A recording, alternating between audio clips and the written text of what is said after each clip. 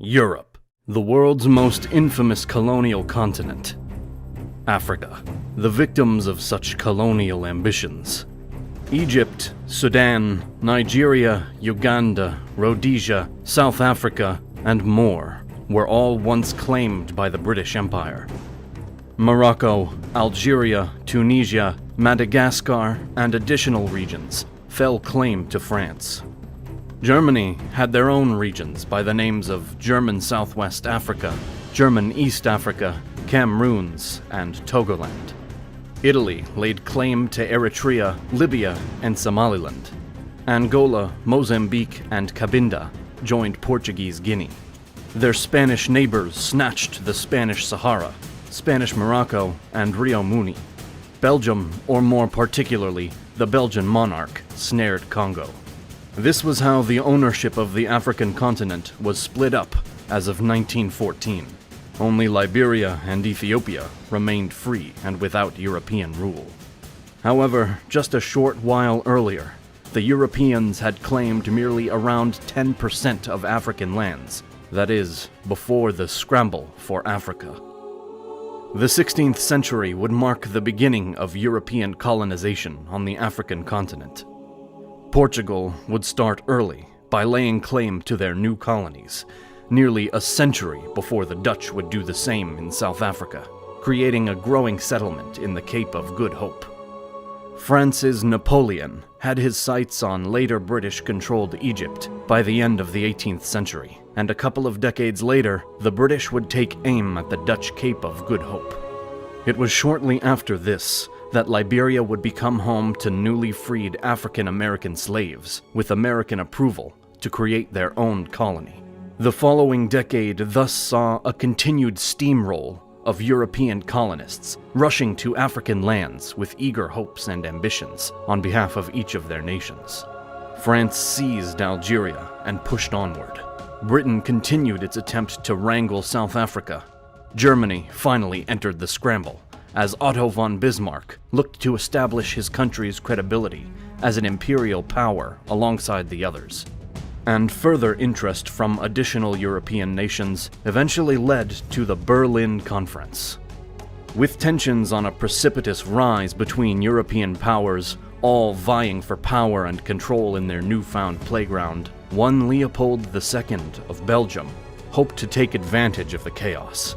Hoping to expand his kingdom beyond his humble lands of Belgium itself, Leopold laid claim to what he named the Congo Free State. Informing his European neighbors that he was a passionate humanitarian who only hoped to aid the people of Central Africa through abolitionism and further humanitarian aid, Leopold asserted that his new free state would be a land of rights and liberty for its people. This was the exact opposite of what Leopold would actually do, and he had known all along that his motives were far more sinister than what he told his peers. His leadership over Congo was brutal, and the surrounding European colonizers eventually caught on to his imperial scheme.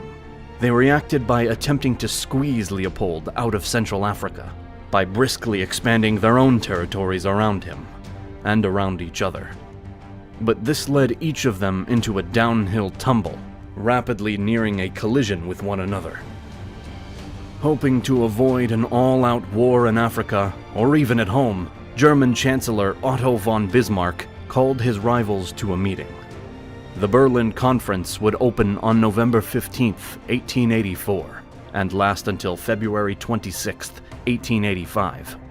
The conference, involving not a single representative from any African nation, had one main aim: split up Africa and place its lands into European hands. This was done first by solidifying claims already made on the continent by the European powers, and additionally by laying a foundation for how the rest of the territory could be taken by a European state. A clear process was set up, although again, this was done entirely without the involvement of the local African populations. Nevertheless, it went as follows.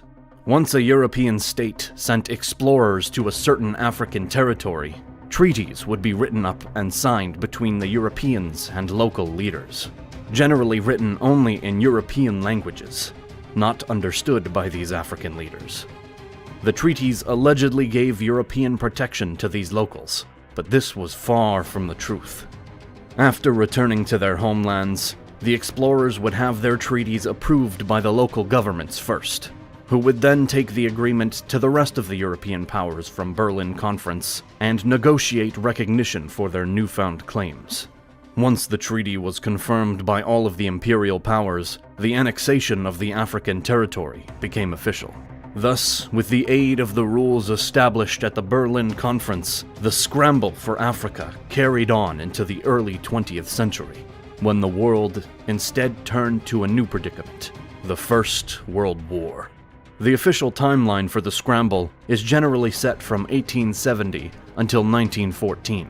But why did it happen?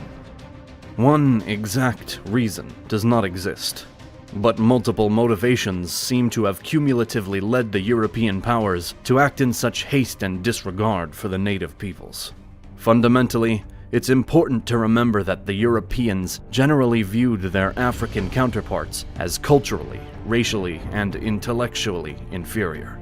This means that the explorers and their governmental authorities believed that Africa was free real estate, and the locals were incapable of forming their own independent, functioning states anyway. To the European mind, to take all of Africa made perfect sense, and was even morally justifiable.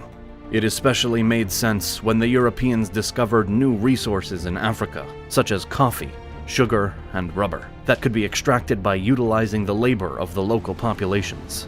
These discoveries were made through exploration, something that Europeans had been doing for some time now, often driven by each empire's thirst for expansion. This, however, was particularly difficult in Africa to start, due in one part to lethal diseases. Western Africa especially gained the reputation of being the white man's grave, due to its malignant diseases like malaria and yellow fever. The 1700s saw 9 in every 10 colonists sent to Africa by the Royal African Company meet an untimely end, while 6 of those 9 couldn't even last a whole year. It wasn't until quinine was discovered within the bark of the cinchona tree that the Europeans even stood a chance, at least against malaria. Yellow fever was still a threat, but quinine put an end to the malaria massacre. This was crucial, given the undeniable ambition of the European nations to expand their territories and influence outside of their own continent. Capping a lid on the imperial era was all but impossible, so without a cure, many more lives would have simply been sacrificed for the cause. Although, it's safe to assume that this development rapidly increased the instance of exploration and colonization. Another motivating factor that made life easier for the Europeans journeying to Africa was a new wave of military innovations, saved only for the Europeans themselves. Breech-loading guns, percussion caps, and the Maxim gun were massive leaps in weaponry for the Europeans, who ensured that such tools would not be sold to the Africans they wished to colonize.